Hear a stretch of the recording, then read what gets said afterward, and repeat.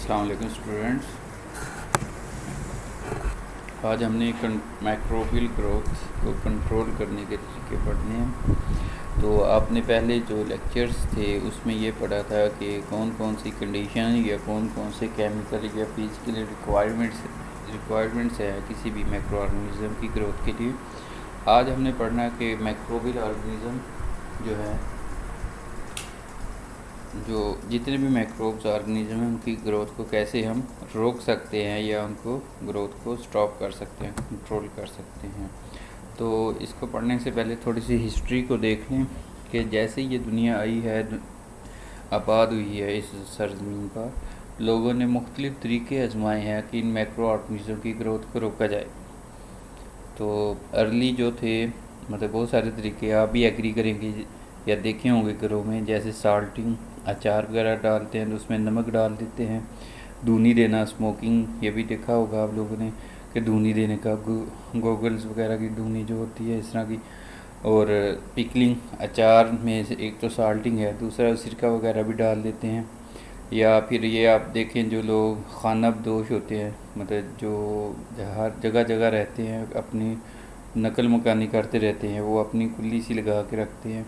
वो लोग अक्सर गोश्त जो होता है कुर्बानी का, या उनके पास एक्सेस जो चीज़ आ जाए उसको धूप में ड्राई करते हैं। ड्राई करने से उसमें से मॉइस्चर निकल जाता है, तो जो खुराक होती है वो ज़्यादा देर तक मतलब महफूज रहती है। फिर धूप में या कपड़ों को या खुराक को धूप लगवाना, उससे भी ये माइक्रो ऑर्गेनिज्म की ग्रोथ जो होती है कंट्रोल हो जाती है। धूप में आप देखें कोई चीज़ हो, माइकोटॉक्सिन आ जाए, जनरली एफ्लाटॉक्सिन, माइकोटॉक्सिन, जितनी भी चीज़ें हैं वो जो सन लाइट होती है, इसमें यूवी लाइट भी होती है जो इन माइकोटॉक्सिन को, मतलब इनकी जो रिंग होती है वो तोड़ देती है। ये मतलब एक्सपेरिमेंटल प्रूफ है कि सनलाइट बहुत सारे टॉक्सिन्स को, बहुत सारे माइक्रो ऑर्गेनिज्म की ग्रोथ को कंट्रोल करती है। तो स्पाइस जो होते हैं, बेसिकली स्पाइसेस जो होते हैं, वो जो स्पॉइल्ड फूड होता है उसकी टेस्ट को हाइड करने के लिए यूज़ होते हैं। मतलब जो मास्क कर खाना ख़राब हो तो कुछ होटलों वाले ऐसे स्पाइस वगैरह डाल देते हैं जो उसके बैड टेस्ट जो है उसको कंट्रोल कर लेते हैं। लेकिन कुछ स्पाइसेस ऐसे भी हैं जो कंट्रोल करते हैं माइक्रो ऑर्गेनिज्म को।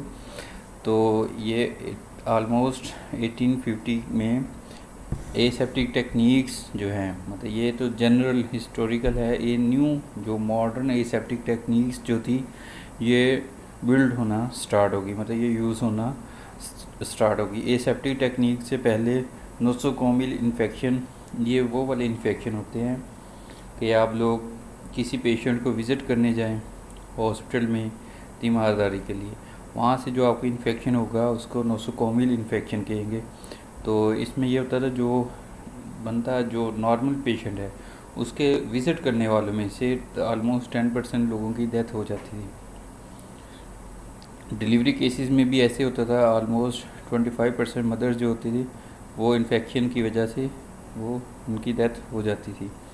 लेकिन अब चूँकि मॉडर्न टेक्निक्स हैं वो इसको बचा रही हैं। जैसे स्टरीलाइजेशन है, स्टरीलाइजेशन का मतलब होता है कि जितने भी माइक्रो ऑर्गेनिज्म हैं उन सब को किल करना या रिमूव करना। मतलब स्टरीलाइजेशन कहने के वहाँ पर लाइफ जो है माइक्रोब्स की, हर तरह की लाइफ को मुकम्मल तौर पे ख़त्म कर देना, उसको स्टरीलाइजेशन कहते हैं।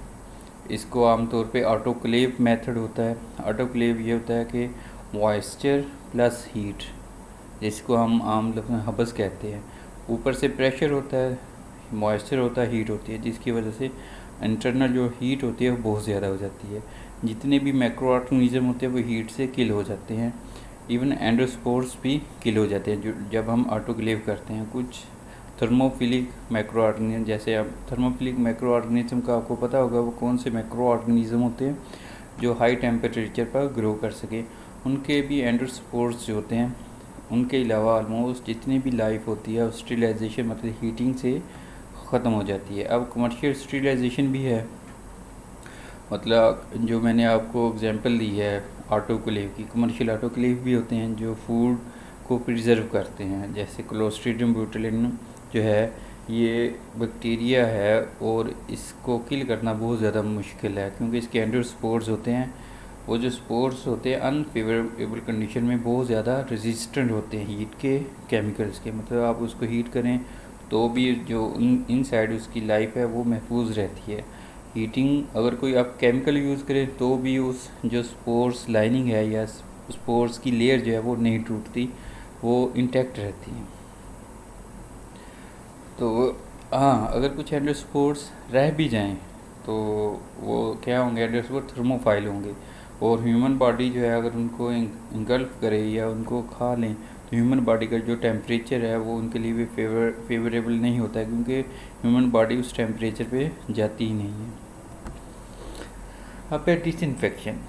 डिसइंफेक्शन ये है कि जैसे आप टेबल को साफ़ करते हैं, चेयर को साफ़ करते हैं, कोई आपको पता हो यहाँ जर्म्स हैं, आप कोई डिटर्जेंट लेकर उसको वॉश करते हैं या कोई स्प्रे करते हैं, ये सारे डिसइंफेक्शन होते हैं। इनका मकसद ये होता है कि वो माइक्रो ऑर्गेनिज़म की जो पॉपुलेशन है, नंबर ऑफ़ माइक्रो ऑर्गेनिज़म को कम करना, इतना कम करना कि उनकी ग्रोथ ना रहे।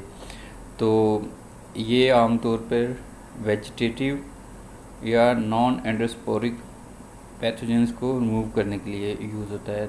वेजिटेटिव बैक्टीरिया या माइक्रो ऑर्गेनिज्म वो होते हैं जो बाइनरी फिशन से अपनी ग्रोथ को स्टार्ट करते हैं, मतलब उनमें ग्रोथ के लिए बाइनरी फिशन होता है।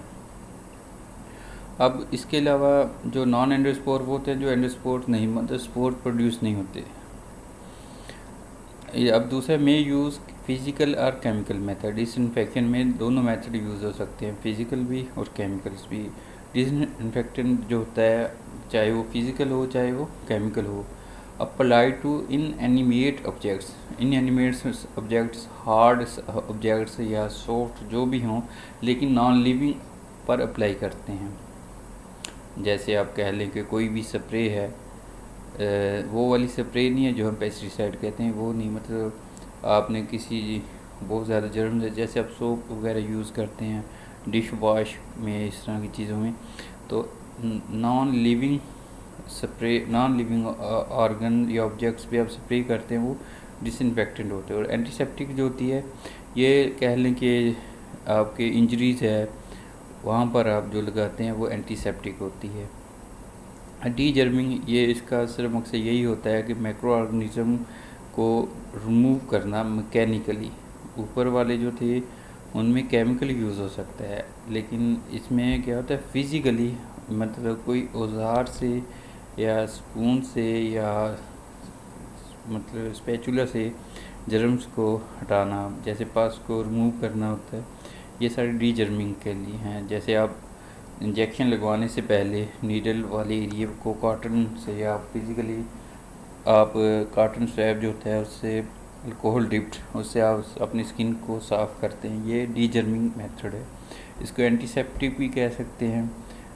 अब है सैनिटाइजेशन। आजकल आप सैनिटाइज़र का नाम बहुत सुनते होंगे, तो सीधी सी टर्मिनोलॉजी है जो आप अपने फूड को, अपने हाथों को या अपने इक्विपमेंट को साफ़ करने के लिए जो केमिकल यूज़ करते हैं वो सैनिटाइज़र होता है। अगर हाथों को लगाएं तो हैंड सैनिटाइज़र होगा, अगर आप अपने इंस्ट्रूमेंट को लगाएंगे तो वो इंस्ट्रूमेंट सैनिटाइज़र होगा। आमतौर पे एक ही है सैनिटाइज़र यूज़ होता है।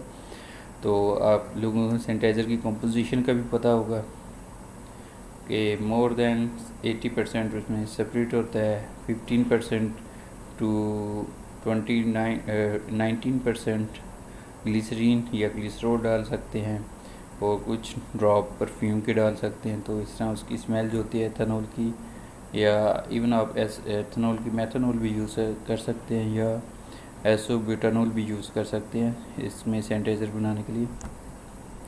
अब है सेप्सिस वर्ड क्या होता है। सेप्सिस वर्ड आता है ग्रीक वर्ड से, इसका मतलब है डिकेइंग समथिंग। तो आमतौर पर हम जब सेप्सिस का वर्ड यूज़ करते हैं, इसका मतलब है बैक्टीरियल इनकंटेमिनेशन।